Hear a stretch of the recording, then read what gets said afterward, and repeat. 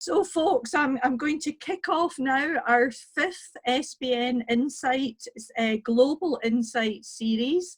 And I sincerely hope that you and yours are safe and well and were able to enjoy time with the family over this Easter weekend, whether it was in situ or virtually, as I was able to do.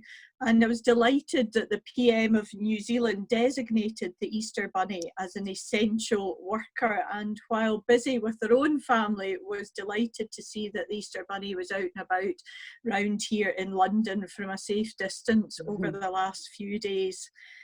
We are all finding this time still emotionally draining, and it is taking a toll on us all as business leaders, with a great deal of frustrations and unanswered questions at this time. Scottish Business Network will continue for the foreseeable future to provide these insights to help give us all an understanding of how COVID-19 and its impact here and at a global level will affect our economy and our businesses. So by hearing from Scots around the world, we sincerely hope we're giving you an insight into what may be needed in terms of recovery and restructuring going forward when the world has experienced such a seismic shift. And today we're absolutely delighted to hear from Anne MacColl, a Scot living in the southwest of France near Toulouse, and also from our SBN member, Sara Roberts, CEO and founder of Healthy Nibbles. Welcome, Anne and Sara, delighted to have you. All these recordings are being made in order that we can share them with on the SBN YouTube site. Please go on and have a look. We've had some fascinating insights from New York, Dubai, Singapore, Atlanta, and as I say, these will continue.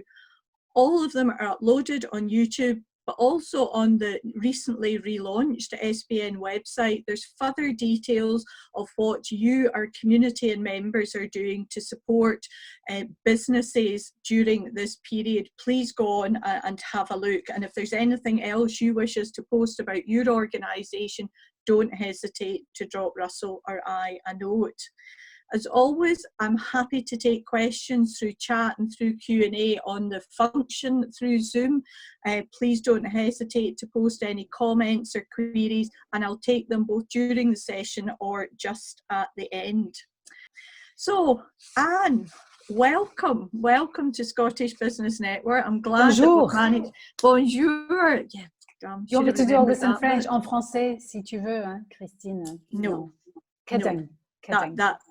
I was once taken out of a registration class at school by the head teacher who was convinced I was not related to my big sister because she was fluent in French and I was struggling with it. So that is how bad my French is.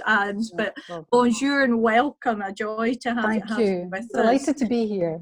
Thank you. Anne, would you like to just take a wee moment to introduce yourself to our SBN community and tell us a wee bit about where and why you're situated in Toulouse? Yeah, okay. So I'm now living and working in a place called Saint Amans, actually, which is a tiny little hamlet about an hour's drive north of Toulouse in the southwest of France.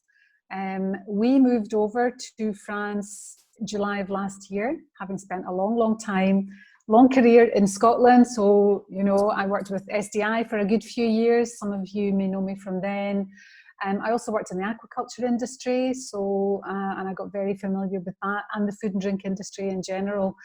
We moved over last year for a bunch of reasons, health reasons actually, for my husband, because he had a Parkinson's diagnosis age 50, so he wanted to be as well as he could be mind and body, and southwest of France felt like a good shout because this is where he's from originally. And also I think Brexit actually had a bit to do with it as well, Christine. I think that accelerated our jump from Scotland to France. And I decided we would move from a kind of corporate piece, from going from a kind of corporate environment to very much a craft environment. So this is what the new business startup is all about. So it's a craft drinks business, which we set up summer of last year. And we're making some very delightful French gin as our first product, which is made with grapes from the southwest of France. So it's quite an interesting, different take on gin, if you like, and having lots and lots of fun with it. So it was an opportunity for me. I mean, I worked with so many businesses in the past, helping them export and do bunches of stuff. And I thought, do you know, it would be really nice to get my hands on something and do it all myself from start to finish, really roll up my sleeves and understand what it's actually like, rather than tell other people what I think it might be like. So it's been a complete revelation, but tons and tons of fun. So I'm thoroughly enjoying it. Wonderful. Yeah. And you're underselling yourself at 2020 Best French Gin Award. Yeah, that's right. Yes. That's right. We were astounded. But it was great. So that was before COVID, you know, sort of back in the day of January 2020. That was when the World Gin Awards took place, and we won Best French Gin and also a bronze award for Best Design of a New Business. So that was brilliant. And I mean, it was just a really nice kind of recognition of the ton of work. And I'm sure, Sarah, you'll know all about how hard you have to work when you're setting up your own business. And it's just nice to get a bit of recognition for that. Yeah. And I'm not going to let this go, because Jean-Louis, who we wish continued good health, and too, but Jean-Louis and you and I are paths crossed, although we didn't realise at the time in the 1980s and early 90s, when your husband had the most wonderful French restaurant, Froggies, in Glasgow city centre. So if anyone else remembers that, I had many a happy hour in Froggies and celebrated there. So oh, that's great. I'll pass that on to him. We'll be happy to hear that. I'll be really pleased to hear that. You. And so there you are in your southwest idyll in France, looking out the window, and what are you seeing today and over the past 5 weeks of lockdown? Yeah. Well, if I'm absolutely honest, I look out my window and we have a big long path. We've got grapevines on one side, a bunch of fruit trees on the other side. We're growing lots of berries and herbs and botanicals and all that kind of thing. When I look to my right, I see the neighbours fixing the fence and cutting the grass. Not much has changed if I look out my windows. The change is when I go to the bottom of the path, get in my car and drive to the local village or the local little town to get some of the essential food supplies that we're allowed to get. And the change, certainly the first week, was very, very tense for everybody. So when I drove out to get my shopping, one of the very first days after lockdown, in France you had to have a piece of paper signed to say why you were leaving the house and what the purpose was. And I got a verbal warning from a policeman the very first day I went out, because I had driven 20 minutes to go to a supermarket rather than my local supermarket, which is 10 minutes up the road. So that was how tough they were being in France. Very, very strict lockdown. I think since then, they're not less strict, but I think people are slightly more relaxed about it all. I think people are starting to live with it a little bit better. And get used to adapting and changing, because I just think people are incredibly flexible, and I think we've all, you know, we like some of it, we hate some of it, but we've all actually adapted massively rapidly. So that's really what I see when I look at the window. Yeah. And this, how has the government responded as regards support for businesses? You're a startup business. There's been a lot of, to be honest, some criticism from the scale-up businesses in particular here in the UK, and particularly around Save Our Startups, Save Our Scale-Ups. Yeah. How has the French government approached business support, and particularly for SMEs, Anne? Well, it's a great question, Christine. I mean, I've seen actually quite a rapid response coming through, both at national level and regional level. So at national level, they've got sort of two different, you know, for the month of March, everyone in the SME or, you know, very small business sector like we are, were allowed to apply for. So we applied for a grant And it's not a massive amount. I mean, you're talking about what, €1,200, £1,000, but it was enough to get you over the month. From the time that we applied to the time it went into the bank account was about 4 days. So actually the money went in straight away. The second kind of application is for the month of April, and I think applications are open for that as of this week. At the regional level, we have a very strong regional government kind of set up in France. There's 13 different regions. We're in a region called Occitanie, which has about 5 million people. So if you like, it's about the same size as Scotland, the region that we live in. They've also been very responsive. We got a phone call from them the first week of lockdown, very proactive, asking how things were going, making sure that we knew where the forms were to apply for different things. There is a similar kind of furlough system in France to what we have in Scotland and the UK, and it's called technical unemployment, chômage technique. So for salaried staff, it's actually 70%, I think it's 80% in the UK, but it's a 70% piece that you get for chômage technique, for allowing your staff to sort of keep working for you and with you. But whilst the staff salary piece is less, the response from national and regional government has been more, and it's been quite rapid, is what I see. So I think people are, it's tough. I mean, it's really tough times, but I think we feel quite well supported in general terms, is what I would say. Good. It's good to hear.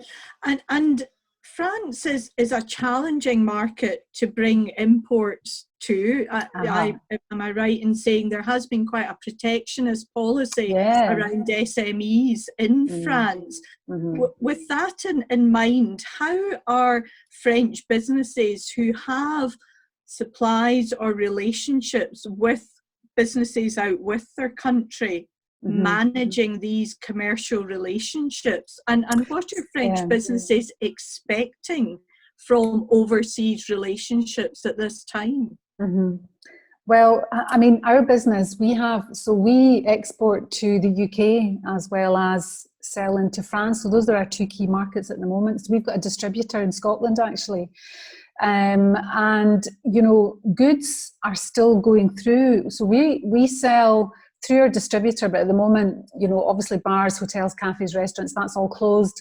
But we sell on our website, and people have had to switch. I'm seeing a lot of people that I know doing similar stuff to us, switching their business model over to online selling much more strongly, and getting their websites up to scratch, and staying in touch with their current customers to make sure that any goods that need to get through can actually get through. So that's what I see. I mean, the protectionist thing, I see a lot of local support for local produce, local food and drink. So it might be the same in Scotland, in that local food producers and drink producers are kind of supporting each other. We're buying and selling to each other and for each other. And the regional government has set up a kind of website to allow people to get goods and services, goods in particular, sent locally. So that is probably about as far as it goes as far as protectionist is concerned. I think, French businesses really want to be open to the world. And I mean, we certainly set up with the idea in mind that we wanted to have a really good French product, but we wanted to be international right from the get-go. So I think people are trying really hard. I mean, wine shops are still open in France because, of course, it's an essential product. I mean, it's like you can't go without wine and spirits. So, but when I speak to local wine shops that we supply, most of their business is coming through online rather than face-to-face, because it's a mirror image of the UK in terms of social distancing, hand washing, all of the hygiene rules that we have to abide by are exactly the same as what I see in the UK. But I think new business models are going to emerge from all of this crisis once it's over. That's what I see. And that new business model you're talking about, and we hear this regularly from anyone that we're speaking to. Mm-hmm. And part of the thing I always am interested in is I talk often about, not about market research, because that's quite often a start and stop activity for some businesses, but around continuous intelligence gathering. Mm-hmm. And I feel there's an opportunity at this time to undertake that continuous intelligence gathering for new markets, potentially new opportunities. Not that any of us will know what markets could look like in different sectors. With your global expertise and experience, Anne, how would you be approaching, as a Scottish potential or current exporter, how would you be approaching continuous intelligence gathering at this time, Anne? I think that's a great question. I think working with SDI and looking internationally, we always started from a sort of Scotland out to the furthest point. Scotland out to Asia, Scotland out to Australia, Scotland out to the, Dubai, etc. I think that's switched now, and I'm seeing that continuous intelligence gathering starting from where we are, but moving out the way slowly. So it's like from the centre of the onion outwards rather than from the outside in. So an example of that is in Occitanie, in this region here, the neighbouring regions to us, we've got Bordeaux, for example, which is a massive, Nouvelle-Aquitaine is a huge region of France. There's a lot of people interested in what we're doing there. So I'm sort of looking at it piece by piece from the sort of centre of where we are out the way, rather than taking the furthest point and moving in from there. But that goes for some of the neighbouring countries here as well, so we've had some really interesting requests from Netherlands, from Denmark, actually, from Germany, a little bit from Spain. So I just wonder whether people's worlds will start to look, I don't mean look smaller, but they'll maybe start to look at their near neighbours more quickly than the furthest away, most ambitious part of where they can go. So it's not about being less ambitious. I think it's just about looking at things from a different perspective, actually. And in that looking at things from a different perspective, Anne, your advice to reach out to maybe those people that from your intelligence gathering think that could be an opportunity. There's nothing from your perspective that would say don't make that connection now. No, we shouldn't shrink inwardly. If anything, use this time because we're all in the same boat. Totally. It's not a time for curling up under your desk in a fetal position and kind of hoping that the world's going to go away. It's actually a time for getting out there and multiplying the connections, multiplying, the reach that we have, and actually asking people how they are. I mean, everybody's suffering. Our customers are having a really hard time. Our suppliers are having a really hard time. So everybody's kind of in this together. I think it's a time to multiply the communications, but in a humane way, and try and look at what the collaboration is going to look like and what the support networks are going to look like. So I think competition will always be there, but I just feel a kind of renewed sense of collaboration in the way that people are behaving and talking to each other. I don't know whether it feels like that in Scotland. I suspect it does, because that's just the way the culture is in Scotland, which is really nice. But I do feel that here as well. I think also people are investing a lot more in training their staff. So Tammy, who works with us, she's been doing tons of training, like online webinars, tutorials, helping us with our website, doing a whole bunch of stuff like that. Fantastic opportunity for her to get involved in that. And so we really want to invest in our people, not lay them off if we possibly can, because I think it's a time for everybody to take a bit of a deep breath and say, where do we really want to get to with all of this? Absolutely. Just one final question, well, two final questions, Anne. Tourism, we have a number of our members who are very much embedded in both tourism to Scotland are apps Yeah. that help tourism growth across other Mm. businesses. From a French perspective, from the southwest of France, great tourist destination, what are you hearing from those in that industry around what next could look like, or what the rest of 2020 could look like, Anne? Great question. I see a lot of frustration, unfortunately. So we work with, they're called Relais Chateau. It's a hotel network in France, that do, kind of high class hotels. Most of them close over the winter, but they all open at the end of March, just before the Easter season. They're all still closed. I was talking to one of our customers just last week, and she doesn't know what to do with herself, actually. I think it's hard for the tourism industry to get a visibility on what happens next. So the best they can possibly do at the moment is keep the online connections going and be as responsive as they can to, things coming in. Some of them are offering like gift cards and, ways in which people can, buy their services and use them further down the line rather than use them right now. So I think people are starting to get very innovative and creative about what they can do, without trying to get too hung up on when is it all going to come back to normal, because the new normal might look very different from the way that we've been used to before. I think that's the scary bit, actually. And last week we had a fascinating insight from Kyle Dawson, for the president of New York Tartan Parade, and he was talking how he took that whole event from physical marching down 6th Avenue in New York and took it online. And I know we have Emma online with us today from the events industry, particularly focused on that. And it was very interesting, Kyle's insight to that, that while you would, goodness me, never wish anything like this to happen, he found a way of going online that he's actually reached a wider community. 750 Scottish dancers all contributed to his site on last Monday, which he said it would never have had that before, but it was taking that different approach, Anne, and different way of thinking. That's right. And I think culturally, it's good it's good for my head to be thinking in a different language, working in a different culture. I think all of these things help open your mind up to how things can look and feel differently. And there's no end to human creativity, and we're all like in it right now, racking our brains about how we can do things differently. And I'm convinced that we will.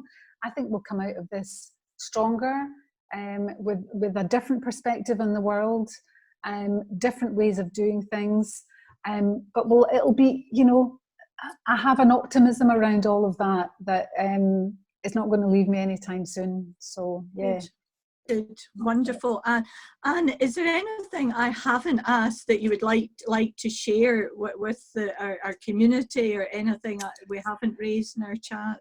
Well, I just think the last thing I think that kind of, when I was thinking about this, was that whilst this is a dramatic crisis for business and for humanity and for people all over the world, and the trading links between, Scotland and the rest of Europe and the rest of the world are really tough.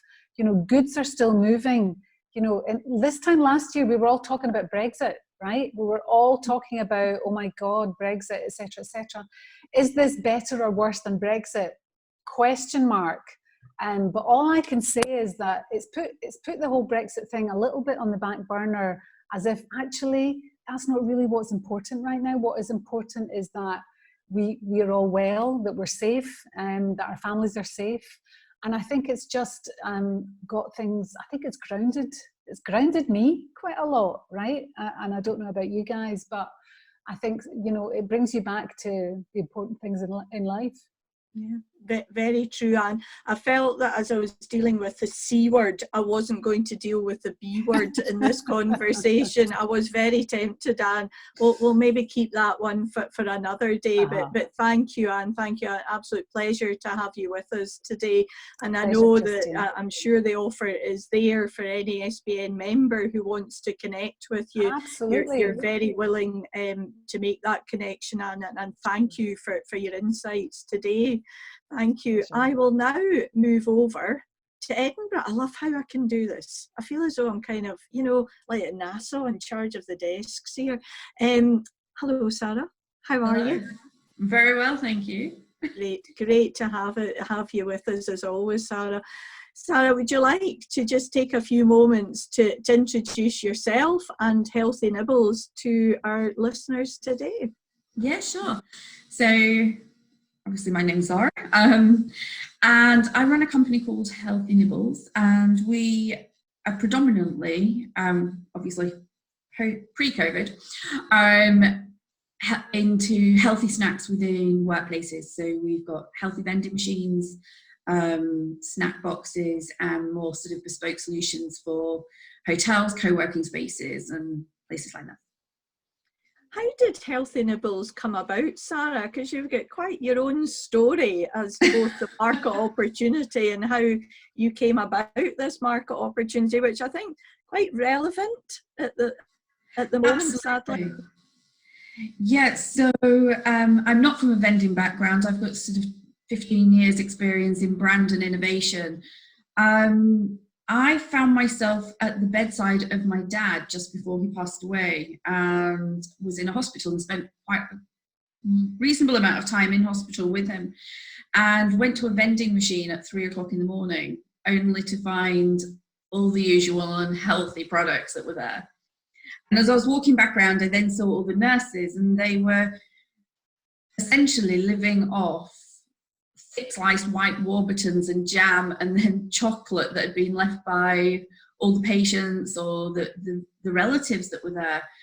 And next to the vending machine at the time was a giant poster, pretty much the same size as the vending machine, saying diabetes and obesity kill. And it was just such a juxtaposition. It just really, really stood out that you want us to eat healthy, but you provide no solution within this building to actually eat healthy. And it's such a pressurized environment. You're usually there because, a relative's sick, or you're going through A&E, or you're either in and out very quick, but under a high pressured environment, or there's a lot of people that are spending an awful lot of time around hospitals. So that's how the idea started. I made some fundamental changes because it was a lifestyle related cancer that my dad had. And then found equally so, you go into a workplace, and again, we're trying to demand performance from our employees and for the teams, but typically fueling people on biscuits during the meeting rooms, and fueling people on coffee and Coke. So I thought there must be a better solution, and that's what we're on a mission to sort of change and address. And you've had some great success to date. How long's the business been going, Sara?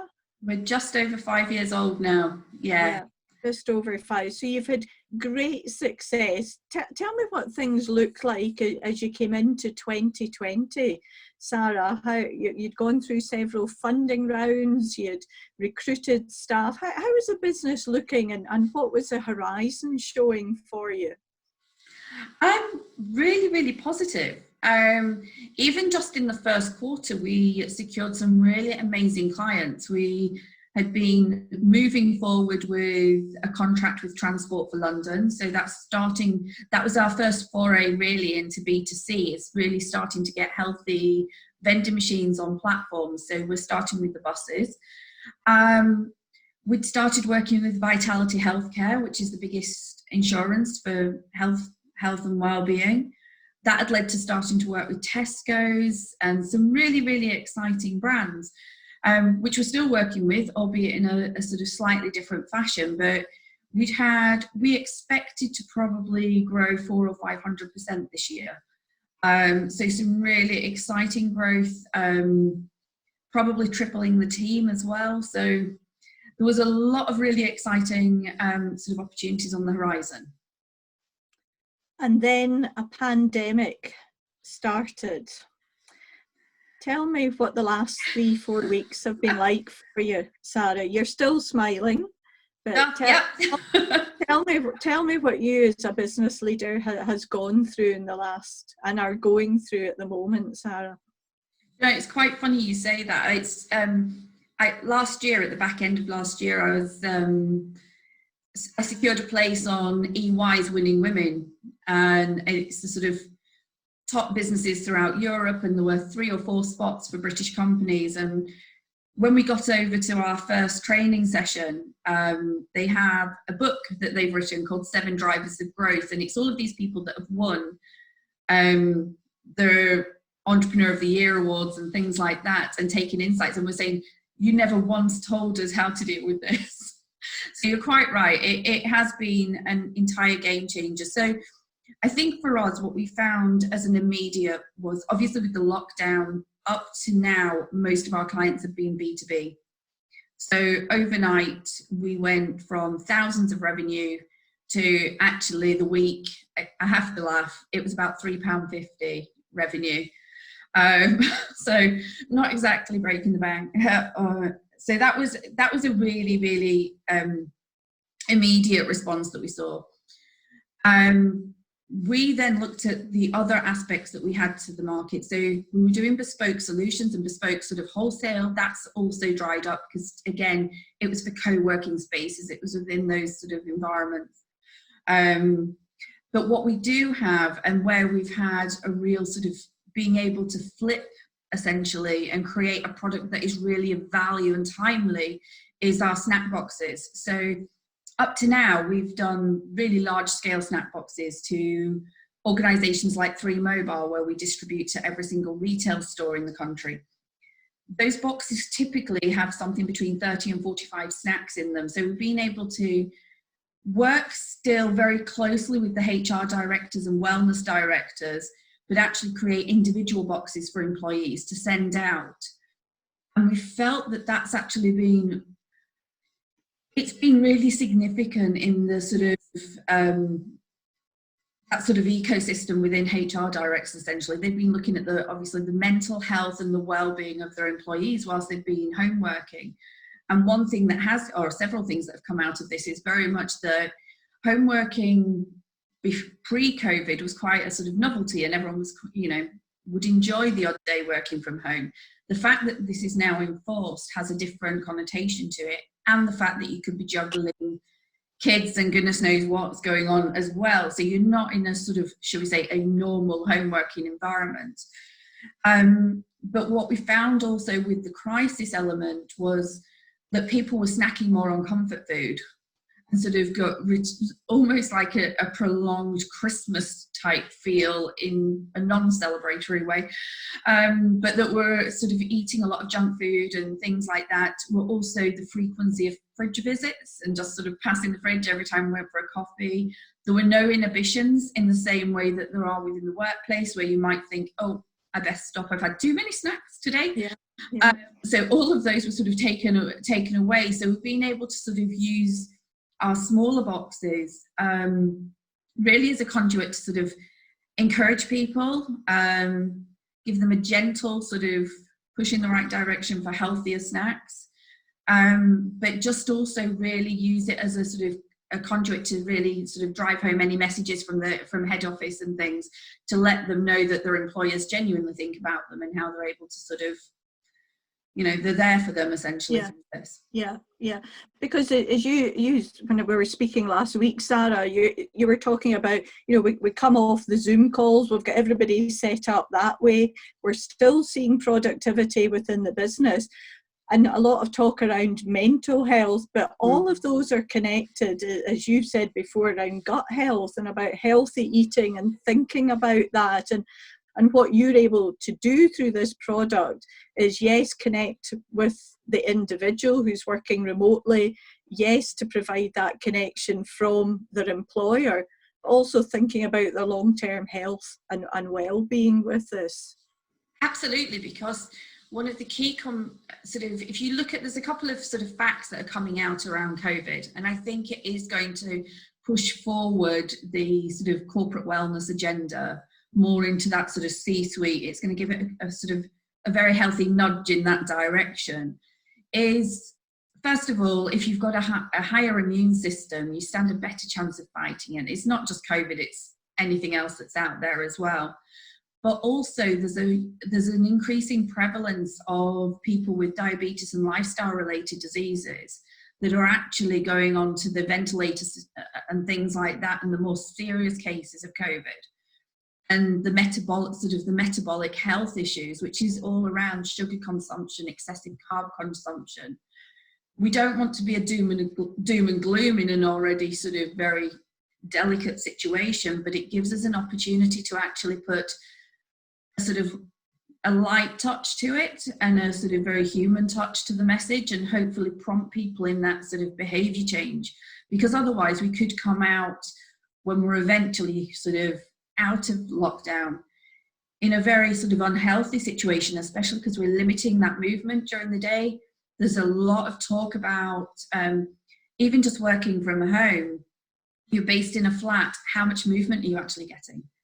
What are you actually able to do? Yes, you go out for your exercise, but then equally you could be spending the next 11, 12 hours of the day actually doing absolutely nothing, which is actually really going to be quite detrimental to our longer term health when we come out of this. So you've pivoted the business, Sara. You were already thinking about B2C, but now you're B2C via the business entity, there, as it were. And you're literally packing boxes there. You and your business partner, your husband, are packing the boxes. Sadly, you've had to furlough your staff as well, Sara. So it's packing the boxes, taking the orders and sending them out. Absolutely. I've got no nails left. But need must. I think, I mean, you can't complain in a situation like this, because we've still got a business that we can actually attend to, and some people have lost their business overnight, and it isn't ideal, and it's totally screwed up all the ambitious plans, but not in a way that we won't recover them, but just in a way that we've probably opened ourselves up to a different market. I think, I mean, it is what it is, but it's, you know, I'm kind of grateful that we've actually got a business. We're able to deliver a really strong, powerful message in what we're doing. And all of those amazing opportunities are still there. They've just been moved a few months until whatever that looks like. And I think, as Anne touched on as well, we don't know what it's going to look like outside of COVID when we start. Are we going to see more people working from home? There seems to be a 50-50 split in CEOs that I've spoken to, where they're interested in either halving the real estate that they've got, in which case our vending side may well pivot into a different element of the business. So I think it's just retaining that sort of fluidity and resilience, which I think any startup and scale up should have anyway. So just making the best use of it. Absolutely.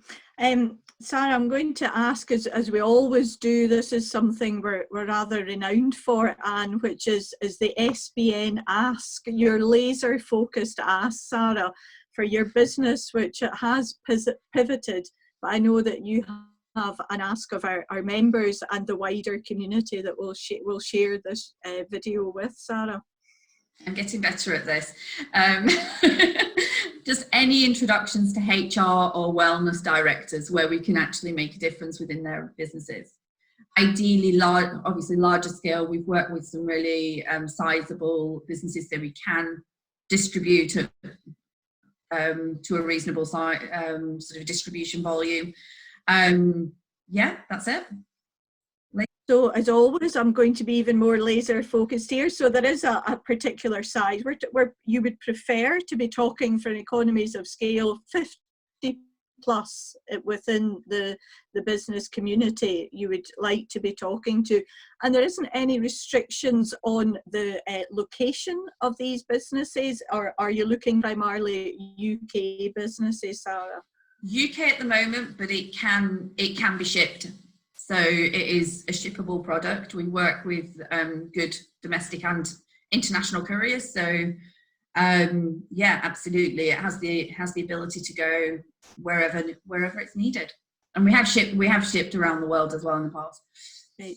And it's a flexible model, Sara. They can sign up with you for a fixed period of time in order to distribute these to their staff members, and it's basically a contact with you via the HR director, and you will send out these healthy Nibbles snacks on a weekly, a monthly basis. How does it work, Sara?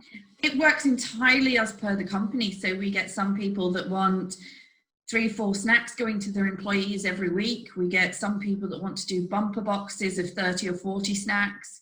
We've actually just done some with some vegan non-alcoholic Prosecco. So to put bubbles and snacks in. So who knows?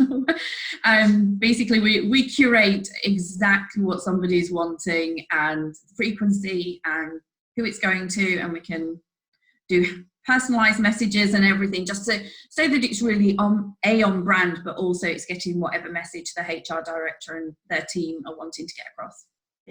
So a bespoke delivery to your staff members wherever they are in the UK, but potentially beyond, absolutely delivered to them with their own unique tastes that the business can link in with us, and you will take control of that for businesses in your preferred space of over 50 employees, but you're open to discussions at this time, Sara. Absolutely. All we need is an Excel spreadsheet and a budget, and we can create the rest for everybody. Yes. Fantastic, Sara. I know that what often happens, these conversations and the follow-up take place offline more often than not, usually in the building, wherever we are in central London. So if any member wants to follow up with Sara directly, you can get details on the Very Connect website, or else please connect with Russell and I. I'm more than happy to make that introduction, but a very clear ask there for your employees' long-term support during this time and beyond. So thank you for that, Sara. I wish you every success. It's fantastic how you have switched this round in such a short period. I'm sure, as you say, it was part of your plan anyway, but well done you in taking that on board and getting down those boxes. Wish you continued success. Anne, been an absolute joy to connect with you again today. Thank you so much for your insight. It's been absolutely invaluable today.